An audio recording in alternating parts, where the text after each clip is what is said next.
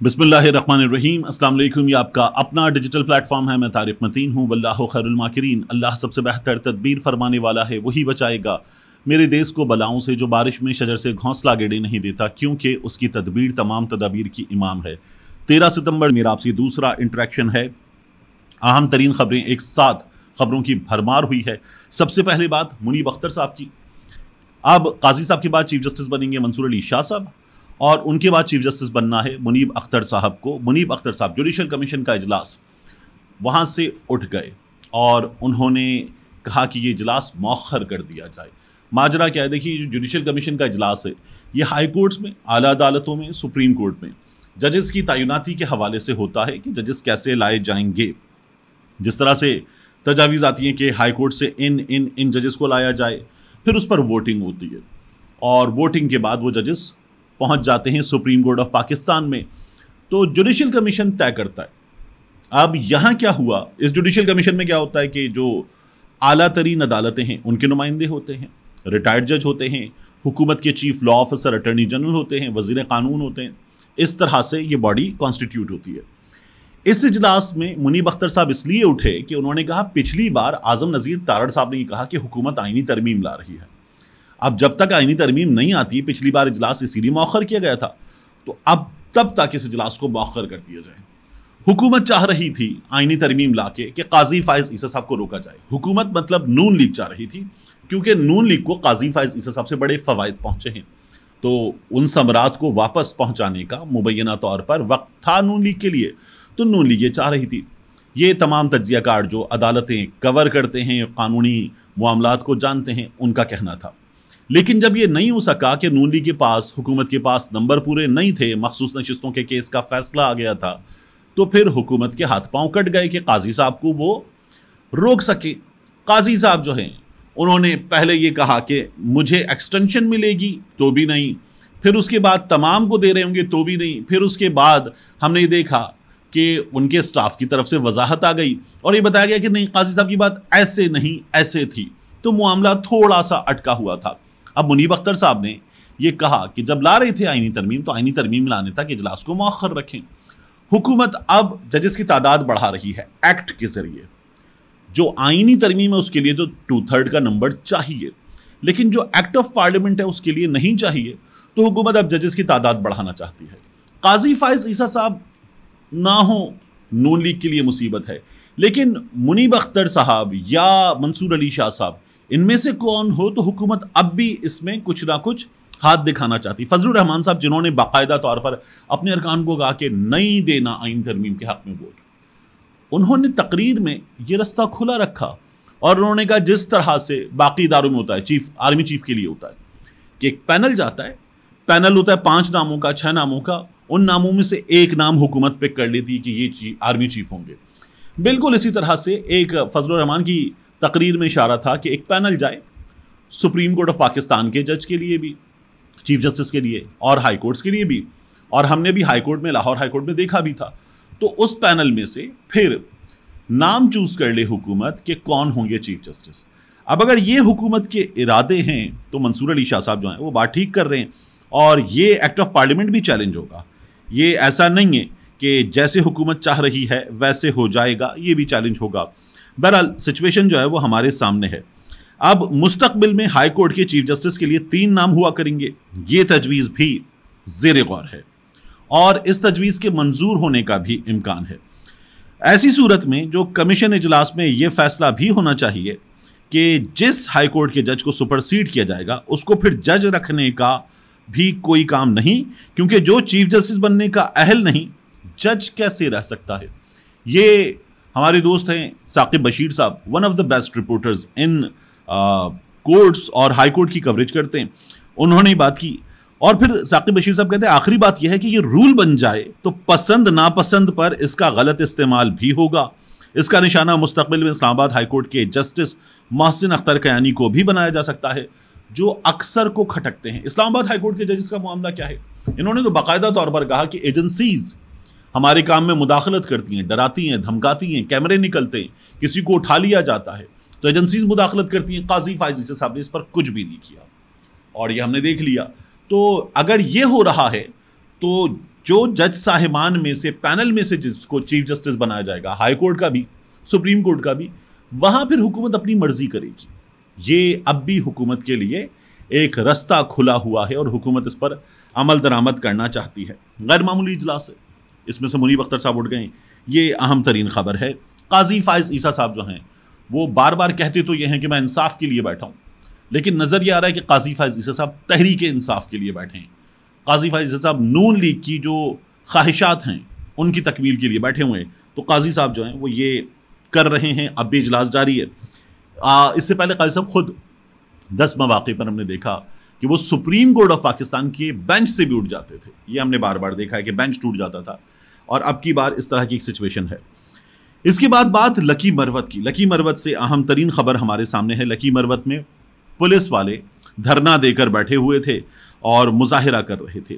اب لکی مروت میں یہ مذاکرات کامیاب ہو گئے ہیں، اور ان مذاکرات کی کامیابی کے بعد فوجی اہلکار یہ لکی مروت شہر میں نہیں رہیں گے، یہ فیصلہ ہو گیا ہے.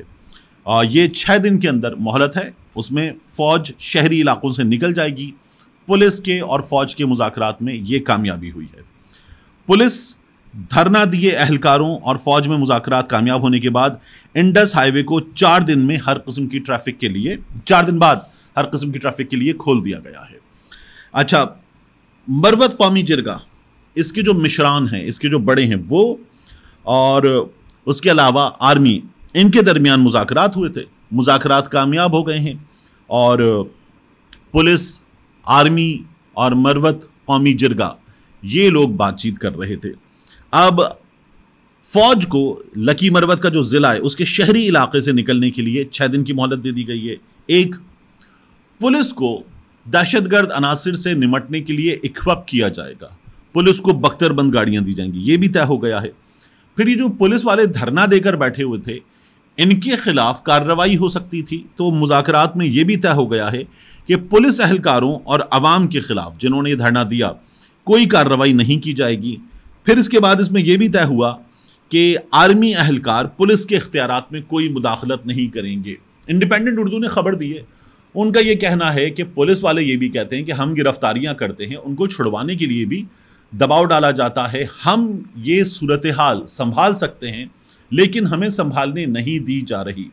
ہمارے یہاں بہت بڑی تعداد میں لوگ ہیں جو کہتے ہیں کہ جب گنڈاپور نے یہ کہا کہ آپ نکل جائیں ہم سنبھال لیں گے تو گنڈاپور سنبھال لے.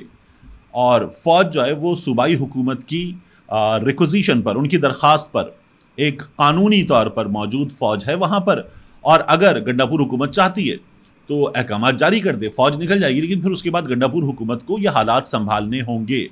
تو یہ جو لوگ تمام کے تمام یہ باتیں کر رہے ہیں وہ تمام لوگ جو ہے وہ بارڈر سچویشن پر تو بات نہیں کرتے. اب اس وقت یہ صورتحال ہے کہ یہ مذاکرات کامیاب ہو گئے ہیں، اور ان کے کامیاب ہو جانے کے بعد فوج شہری علاقوں سے نکل جائے گی. میں نے آپ سے عرض کیا تھا کہ میں نے سوات میں، بنیر میں، سوابی میں گزشتہ کچھ دنوں میں جو لوگوں سے بار بار انٹریکشن کیا، ایک ایک جگہ جا کر صورتحال کو دیکھا، اس میں میں نے یہ دیکھا کہ لوگ اس بات سے بھی سخت نالاں ہیں کہ فوجی اہلکار جو ناکوں پر، سڑکوں پر، مختلف مقامات پر ان تمام شہروں میں ذمہ داریاں انجام دے رہے ہیں.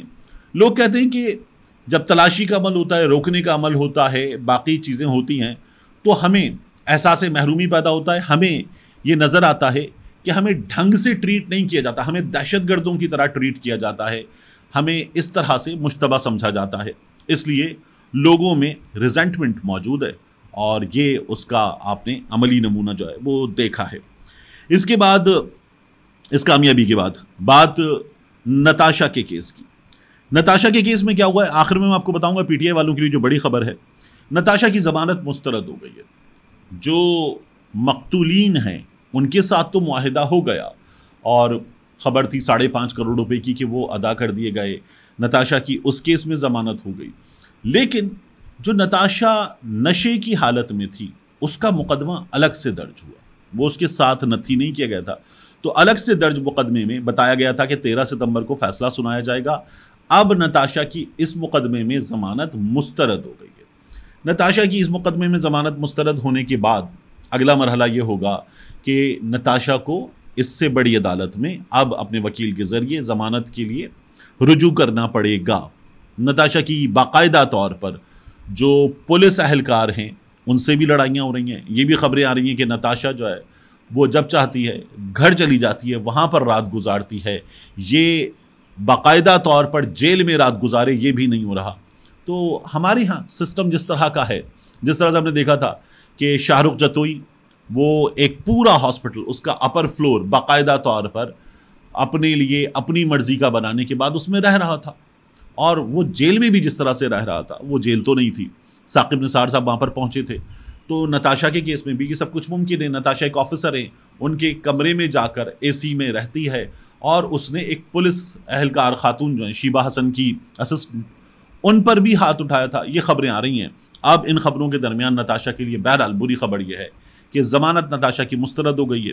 اگلے مرحلے پر جانا پڑے گا ان کے وکلا کی ٹیم کو. ان کے وکلا کی ٹیم ایک اچھی وکلا کی ٹیم ہے, بڑی نامی گرامی ٹیم ہے, وہ یہ کام کر بھی لیں گے. لیکن فی الحال نتاشا کے لیے بری خبر ہے. ہمارے نظام انصاف میں اس طرح کے لوگوں کو, یہ نظام انصاف اگر چند دن بھی روک لیتا ہے تو اس کو بھی بڑی کامیابی مانا جاتا ہے, کیونکہ یہ نظام انصاف مظلوم کو تحفظ بھی نہیں دیتا.